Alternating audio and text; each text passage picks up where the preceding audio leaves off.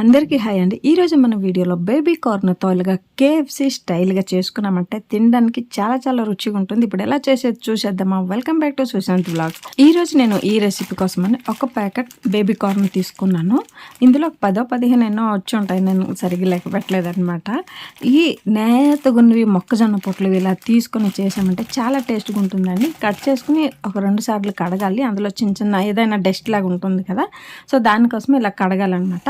ఇప్పుడు cooking process చూసేద్దామా. Stove on చేసి పాత్రలో 1 లీటర్ నీరు వేసుకుని అందులో ½ టేబుల్ స్పూన్ ఉప్పు వేసుకోవాలి. నీరు బాగా మరుగుతుండగానే మనం తీసుకున్న బేబీ కార్న్ వేసుకోవాలండి. మొదలే నేత మొక్కజొన్న పొట్లు కాబట్టి వేగం ఉడికిపోతుంది. ఇలా ఓపెన్ గా మరగబెడితే కొంచెం టైం టేకింగ్ కాబట్టి మూత పెట్టి హై ఫ్లేమ్ లో ఒక 8 నుండి 10 నిమిషాలు మరగబెట్టామంటే చాలండి.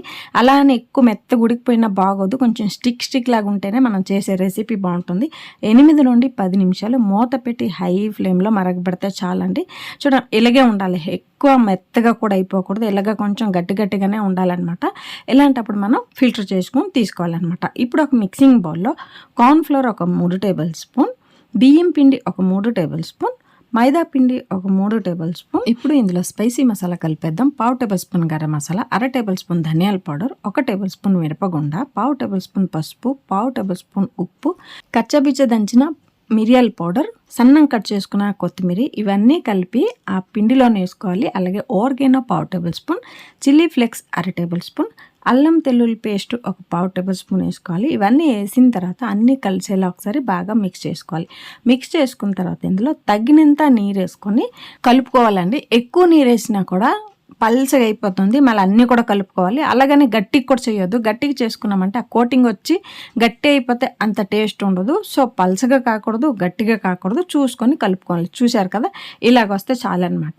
ఇందులో మనం ఉడకబెట్టి చల్లార్చిన బేబీ కార్న్ని ఒక్కొక్కటి డిప్ చేసుకోవాలన్నమాట. చేసుకొని ఇటు సైడ్ నేను బ్రెడ్ క్రమ్స్ రెడీ చేసి పెట్టుకున్నాను. అందులో దొర్లించాలా. ఓకేనా, ఈ బ్యాటర్లో డిప్ చేయాలి. అక్కడ వెళ్ళి రోలించాలన్నమాట. రోలించినామంటే ఆ బ్రెడ్ క్రమ్స్ అన్నిటికీ బాగా పట్టి క్రిస్పీగా మనం చేసే బేబీ కార్న్ కేఎఫ్సీ టేస్ట్గా ఉంటుంది. టూత్ పిక్ చూశానండి, ఆత్రం కదా నాకు కొంచెం వీడియో చేసేటప్పుడు. అన్నీ అయిపోయిన తర్వాత టూత్ పిక్ చూస్తే 2 ఓకేలే, 2 ఉంటే చాలు మనకని ఒక 2 టూత్ పిక్తో ఇలాగా కడ్డీలాగా అంటే స్టిక్ లాగా చేసుకుని 2 చేశాను. మిగతాదంతా ప్లెయిన్గా చేసుకున్నాను. మీ దగ్గర ఉంటే స్టిక్ పెట్టుకోండి, అన్నిటికీ బాగుంటుంది, చూడడానికి కలర్ఫుల్గా ఉంటుంది. ఇక్కడ స్టవ్ ఆన్ చేసి ప్యాన్ పెట్టి ఒక 1/2 లీటర్ నూనె వేడైపోయిందండి. నూనె వేడిగా ఉండాలి. కాకపోతే మనం వేసేటప్పుడు మీడియం ఫ్లేమ్లో ఫ్రై చేసుకోవాలి. ఎక్కువ హై ఫ్లేమ్లో ఫ్రై చేశారంటే మాడిపోతుంది, కలర్ చేంజ్ అయిపోతుంది. జాగ్రత్త అండి. మీడియం ఫ్లేమ్లో ఇలాగ గోల్డెన్ బ్రౌన్ కలర్ వస్తే చాలండి. మనం చేసే బేబీ కార్న్ కేఎఫ్సీ రెడీ అన్నమాట. చూస్తున్నారా ఎంత బాగుంది కదా, కలర్ఫుల్గా ఉంది కదా. ఆ బ్రెడ్ క్రమ్స్ వేసాం కదా, చూడడానికి కరకరాలాడుతూ క్రిస్పీగా చాలా బాగుంటుంది అనమాట. ఇప్పుడు అన్ని డీప్ ఫ్రై అయిన తర్వాత ఒక ప్లేట్లో పెట్టేసి ఇక్కడ నేను Schezwan chutney, tomato ketchup 2 mixie చేసి పెట్టానండి. చాలా బాగుంటుంది టేస్ట్. ఒకటి టమాటో కెచప్ అంటే పులుపుగా ఉంటుంది, 2 కలిపేసి పెట్టండి, బాగుంటుంది. వేడిగా బేబీ కార్న్ కేఎఫ్సీ రెడీ అయిపోయింది. ఈ వీడియో నచ్చినట్టయితే like, share and subscribe to Sushant vlogs. ఓకేనండి, బాయ్.